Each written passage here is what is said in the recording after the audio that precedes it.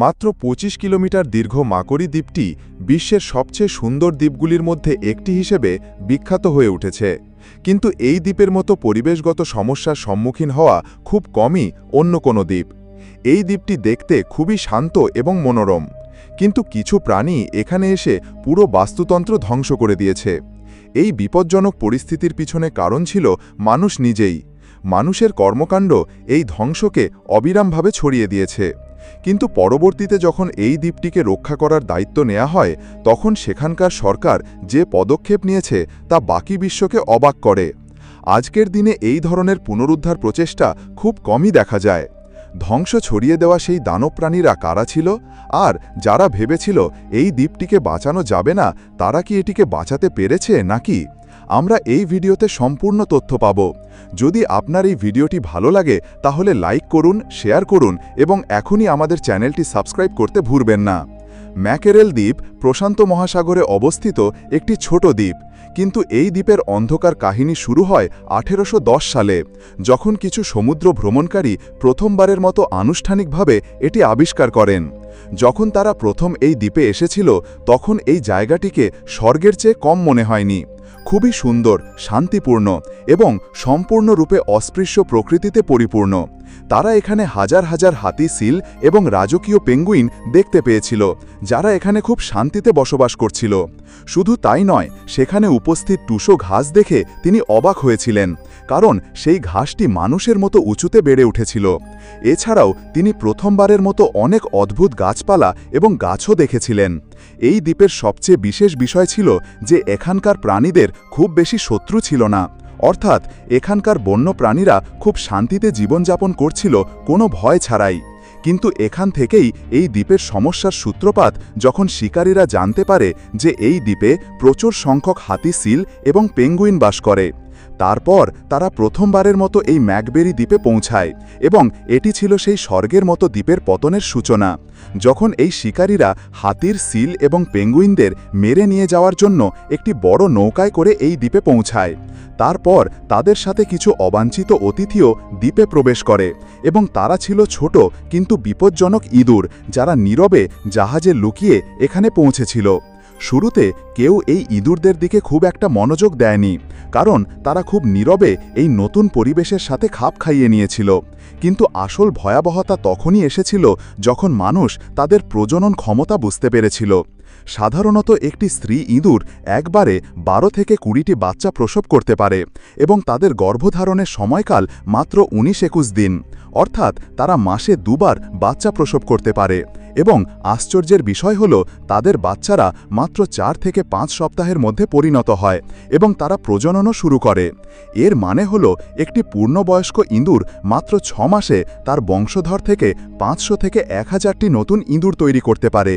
এখন কল্পনা করুন, যখন মাত্র একটি ইঁদুর এত ক্ষতি করতে পারে, তখন সেই জাহাজ থেকে আসা সমস্ত ইঁদুর একসাথে এই ম্যাকাব্রে দ্বীপটিকে একটি ইঁদুরের দ্বীপে পরিণত করে। এই দ্বীপে এই ইঁদুরগুলিকে থামানোর জন্য কোনো প্রাকৃতিক শত্রু ছিল না। সেই কারণেই এই ইঁদুরগুলি কোনো ভয় ছাড়াই পুরো দ্বীপে ছড়িয়ে পড়ে, এবং তারপর তারা পাখির ডিম, তাদের বাচ্চা, গাছ, গাছপালা ইত্যাদি ধ্বংস করে দেয়। তারা ফুল, ফল যা কিছু দেখেছিল তা খেতে থাকে, এবং ধীরে ধীরে এই সুন্দর দ্বীপটিকে ধ্বংস করে দেয়।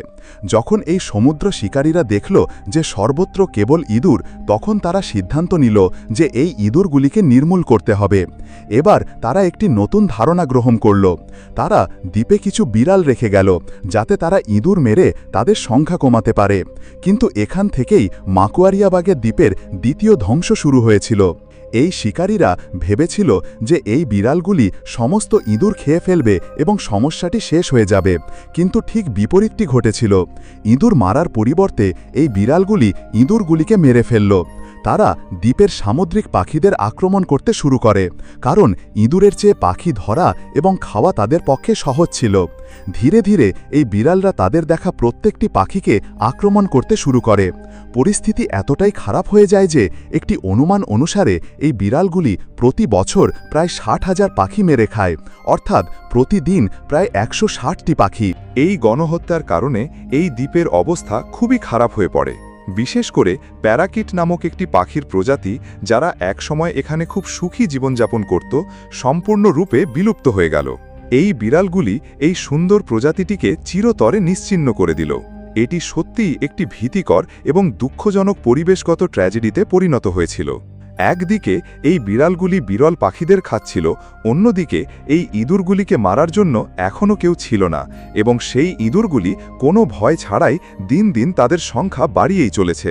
পরিস্থিতি এতটাই খারাপ হয়েছে যে এই ইঁদুরের সংখ্যা এতটাই বেড়েছে যে তারা এই বিড়ালগুলিকে ভয়ও পাচ্ছে না। এখন পরিস্থিতি এমন পর্যায়ে পৌঁছেছিল যে মাকোয়ারি দ্বীপ সম্পূর্ণরূপে ইঁদুর এবং বিড়াল দ্বারা শাসিত হয়েছিল, এবং এখান থেকে এই দ্বীপের তৃতীয় ধ্বংস শুরু হয়েছিল নতুন রূপে। আসলে সমুদ্রে দীর্ঘ দূরত্ব ভ্রমণকারী নাবিকরা প্রায়শই তাদের জাহাজে খরগোশ রাখেন, যাতে ভ্রমণের সময় কোনো দুর্ঘটনা ঘটে এবং খাবার ফুরিয়ে যায়, তবে বেঁচে থাকার জন্য তাদের খাওয়া যায়। এই দ্বীপের কাছেও একই রকম ঘটনা ঘটেছিল। একটি জাহাজ দুর্ঘটনার কবলে পড়ে। সেই জাহাজের সমস্ত খরগোশ কোনোভাবে বেরিয়ে এসে সরাসরি এই দ্বীপে পৌঁছে যায়। তারপর যা ঘটে তা হল এই দ্বীপের সৌন্দর্য, যা আগে ছিল, দ্রুত বিলীন হতে শুরু করে। এই খরগোশগুলো দ্বীপের সমস্ত ঘাস, ছোট গাছপালা এবং অন্য সব কিছু খেয়ে ফেলেছে। এক সময় সবুজ এবং স্বর্গের মতো মাকুরি দ্বীপটি এখন ধীরে ধীরে নির্জন মরুভূমিতে পরিণত হচ্ছে। এখন এখানে একটা প্রশ্ন উঠতে পারে, যেহেতু এই দ্বীপে সব বিড়াল আগে থেকেই ছিল, তাই তারা কি খরগোশ মারতে পারত না? সত্যিই কি? সাধারণত বনে পাওয়া বন্য বিড়ালরা বড় খরগোশ শিকার করে, কিন্তু ম্যাকবেরি দ্বীপের বিড়ালগুলো ছিল গৃহপালিত বিড়াল, যাদের আমরা আমাদের বাড়িতে পালন করি। এই বিড়ালগুলো সহজেই ছোট খরগোশের বাচ্চাদের মেরে ফেলতে পারে, কিন্তু বড় খরগোশ ধরতে এবং মেরে ফেলার জন্য তাদের আরও শক্তির প্রয়োজন ছিল, যা তাদের ছিল না। এছাড়াও সামুদ্রিক পাখি শিকার করা এই বিড়ালদের জন্য একটি সহজ এবং কম শক্তিনিবিড় কাজ ছিল।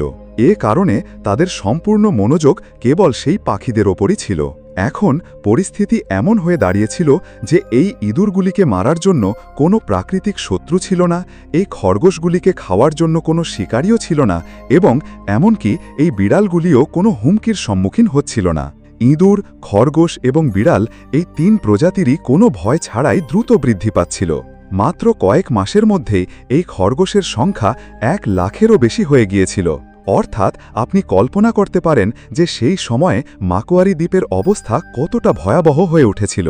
এই খরগোশগুলি এই দ্বীপে পৌঁছানোর সাথে সাথেই তারা সেখানকার সমস্ত ঘাস এবং ছোট গাছপালা খেয়ে ফেলে। এর ফলে সেখানকার মাটির খপ্পর দুর্বল হয়ে পড়ে এবং তারপর একটি অত্যন্ত বিপজ্জনক ফলাফল বেরিয়ে আসে। 2006 সালে এই দ্বীপে একটি বড় ভূমিধসের ঘটনা ঘটে। পৃথিবীর দখল দুর্বল হওয়ার কারণে হঠাৎ ভূমিধসের ঘটনা ঘটে, যার ফলে শত শত কিং পেঙ্গুইন পাথরের নিচে চাপা পড়ে মারা যায়। এই ঘটনাটি সেখানকার বাস্তুতন্ত্রের জন্য একটি বড় আঘাত ছিল। এখন এই দ্বীপে বসবাসকারী এই তিনটি প্রজাতি, ইঁদুর, বিড়াল এবং খরগোশ, একসাথে এই সমগ্র বাস্তুতন্ত্রকে সম্পূর্ণ পরিবেশগত ধ্বংসের দিকে ঠেলে দিচ্ছিল। যে কোনো সময় যে কোনো জায়গায় ভূমিধস ঘটছিল। প্রায় সব সবুজ গাছপালা উধাও হয়ে গিয়েছিল। পাখিদের জন্য কোনো নিরাপদ জায়গা ছিল না, এবং বাসা তৈরির জন্য কোনো গাছ বা গাছপালা অবশিষ্ট ছিল না। এমনকি যদি কোনো পাখি কোনোভাবে ডিম পারে, তবুও সেই ডিমগুলি এই প্রাণীদের জন্য সহজ শিকারে পরিণত হতো। ইঁদুর এবং বিড়ালরা সেগুলো খুঁজে বের করে সাথে সাথে খেয়ে ফেলত। এটা এখন স্পষ্ট যে ম্যাকোয়ারি দ্বীপ একসময় জীববৈচিত্র্যের প্রতীক, এখন সম্পূর্ণরূপে একটি পরিবেশগত দুর্যোগ অঞ্চলে পরিণত হয়েছে। এই ভয়াবহ পরিস্থিতির ভয়াবহতা অনুধাবন করার পর অস্ট্রেলিয়া এবং তাসমানিয়ার সরকার একসাথে দ্বীপ থেকে বিড়ালগুলিকে সম্পূর্ণরূপে অপসারণের সিদ্ধান্ত নেয়। তারা জিপিএস প্লাস মোশন সেন্সর ব্যবহার করে এই বিড়ালগুলি মূলত কোথায় থাকে তা খুঁজে বের করে। এইভাবে 2000 সালে তারা এই বিড়ালদের ধরার জন্য ফাঁদের হাড় স্থাপন শুরু করে। 6 বছর কঠোর পরিশ্রমের পর 2006 সালে অফিসিয়ালি ঘোষণা করা হয় যে মাকোয়ারি দ্বীপে একটিও বিড়াল অবশিষ্ট নেই। এর প্রভাব তাৎক্ষণিকভাবে দেখা গেল। যেসব পাখি আগে ভয়ে এই দ্বীপ থেকে দূরে সরে গিয়েছিল, তারা এখন ধীরে ধীরে ফিরে আসতে শুরু করেছে। তারা আবার সেখানে বসবাস শুরু করেছে। কিন্তু গল্পটি এখানেই শেষ হয়নি। পরবর্তী বড় হুমকি ছিল খরগোশ। তাদের সংখ্যা নিয়ন্ত্রণের বাইরে চলে গিয়েছিল এবং পুরো দ্বীপটি নোংরা ও ধ্বংসস্তূপে ভরে গিয়েছিল। এই খরগোশগুলি দ্বীপের 90%-এরও বেশি ধ্বংস করে দিয়েছিল। এই অবস্থা দেখে অনেক পরিবেশ গবেষক বলেছেন যে এই বাস্তুতন্ত্রের পুনরুদ্ধার করা এখন খুবই কঠিন। তাই আবারও অস্ট্রেলিয়ান এবং তাসমানিয়ান সরকার একসাথে একটি বিশাল অভিযান শুরু করেছে। এই অভিযানের মোট খরচ ছিল $24 মিলিয়ন। এই অভিযানের মূল লক্ষ্য ছিল মাকুয়ারি দ্বীপে উপস্থিত সমস্ত ইঁদুর এবং খরগোশকে সম্পূর্ণরূপে অপসারণ করা এবং সেখানকার মূল বাস্তুতন্ত্র পুনরুদ্ধার করা। লানা এবং সবার আগে তারা সিদ্ধান্ত নিলেন যে এখানকার সমস্ত খরগোশকে সম্পূর্ণ নির্মূল করা হবে। এই অভিযান সফল করার জন্য বিজ্ঞানী একটি বিশেষ জৈবিক অস্ত্র ব্যবহার করেছিলেন। একে বলা হয় হেমোরেজিক ডিজিজ ভাইরাস। যেহেতু খরগোশরা গাজর পছন্দ করে, তাই এই ভাইরাসে আক্রান্ত গাজর দ্বীপের সর্বত্র ছড়িয়ে ছিটিয়েছিল। খরগোশরা সেই গাজর খাওয়ার সাথে সাথেই তাদের মধ্যে ভাইরাস ছড়িয়ে পড়ে এবং তারা ধীরে ধীরে মারা যেতে শুরু করে।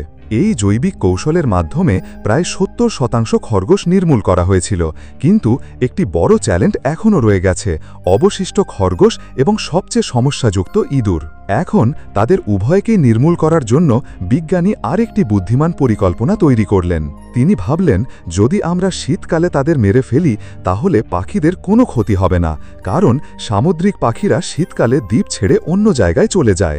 যদি এই অভিযান অন্য কোনো ঋতুতে পরিচালিত হতো তাহলে বিপদ ছিল যে পাখিরা যদি বিষাক্ত ইঁদুর বা খরগোশ খেয়ে ফেলে তাহলে তারা মারা যেতে পারে। সেই কারণেই অনেক চিন্তা ভাবনার পর তারা শীতকালে এই অভিযান চালানোর সিদ্ধান্ত নেন। এই বিশাল অভিযানের সময় হেলিকপ্টার দিয়ে মাকুয়ারি দ্বীপ জুড়ে 300 টন বিষাক্ত খাবার এবং বিষাক্ত বিছানা ফেলা হয়েছিল। এর প্রভাব ছিল অসাধারণ।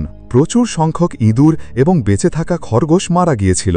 কিন্তু এখানেই বিজ্ঞানীকে একটা বড় প্রশ্ন ভাবাতে শুরু করল: এই দ্বীপ থেকে কি সব ইঁদুর আর খরগোশ সম্পূর্ণরূপে উধাও হয়ে গেছে? কারণ যদি একজন বা দুজন বেঁচে থেকে এবং আবার প্রজনন শুরু করে, তাহলে কি আবার একই পরিবেশগত বিপর্যয় ফিরে আসতে পারে? এই ভয়ের কারণে চূড়ান্ত পদক্ষেপ হিসেবে তারা হেলিট্রেন কুকুরগুলিকে দ্বীপে নিয়ে আসে, যাদের বিশেষভাবে ইঁদুর এবং খরগোশ শুঁকতে প্রশিক্ষণ দেওয়া হয়েছিল। এই বিশেষভাবে প্রশিক্ষিত কুকুরগুলিকে এমনভাবে প্রশিক্ষণ দেওয়া হয়েছিল যে তারা কেবল ইঁদুর এবং খরগোশের গন্ধ শুনেই তাদের খুঁজে বের করতে পারত না, বরং তাৎক্ষণিকভাবে ধরে মেরে ফেলতেও পারত। আর যখন এই কুকুরগুলিকে মাকুয়ারি দ্বীপ থেকে এই দ্বীপে ছেড়ে দেওয়া হয়, তখন তারা তাদের আসল জাদু দেখিয়েছিল। এই সব জায়গায় ইঁদুর বা খরগোশ লুকিয়েছিল, সেগুলো খুঁজে বের করে সম্পূর্ণরূপে নির্মূল করা হয়েছিল। ধীরে ধীরে যে দ্বীপটি আগে একটি নির্জন মরুভূমিতে পরিণত হয়েছিল তা আবার সবুজ এবং সুন্দর হতে শুরু করে। শুধু তাই নয়, বিজ্ঞানী এবং গবেষকরা এই অভিযানের প্রতি এতটাই প্রতিশ্রুতিবদ্ধ ছিলেন যে এবার কোনো অবস্থাতেই এই অভিযান ব্যর্থ হবে না। সেই কারণে এই হেলিকপ্টার, কুকুর এবং তাদের মানব দলগুলি বেশ কয়েক মাস ধরে একই দ্বীপে অবস্থান করেছিল, যাতে প্রত্যেক ইঁদুর এবং প্রত্যেক খরগোশ সম্পূর্ণরূপে ধ্বংস করা যায়। অবশেষে কোটি কোটি টাকা ব্যয়ের পর এই অভিযান সম্পূর্ণরূপে সফল হয়। 8 এপ্রিল 2014 তারিখে অস্ট্রেলিয়ান এবং তাসমানিয়ান সরকার অফিসিয়ালি এটি ঘোষণা করে। এখন এই দ্বীপে কোনো ইঁদুর নেই, কোনো খরগোশ নেই, কোনো বিড়াল নেই। এর মাধ্যমে মাকুয়ারি দ্বীপ তার পুরনো গৌরব ফিরে পেয়েছে। যখন এই দ্বীপটি প্রথম আবিষ্কৃত হয়েছিল তখন এটি এখনকার মতোই সুন্দর ছিল। এই মিশনের সাফল্য কেবল এই দুটি সরকারের জন্যই গৌরবের বিষয় হয়ে ওঠেনি, বরং বিশ্বের অনেক দেশ এটিকে অনুপ্রেরণা হিসাবে দেখেছে যে যদি সত্যিকারের নিষ্ঠা এবং বৈজ্ঞানিক পরিকল্পনা থাকে তাহলে যে কোনো পরিবেশগত দুর্যোগকে বিপরীত করা যায় এবং আবার জীবন দেওয়া যায়। পরবর্তী ভিডিওতে দেখা হবে।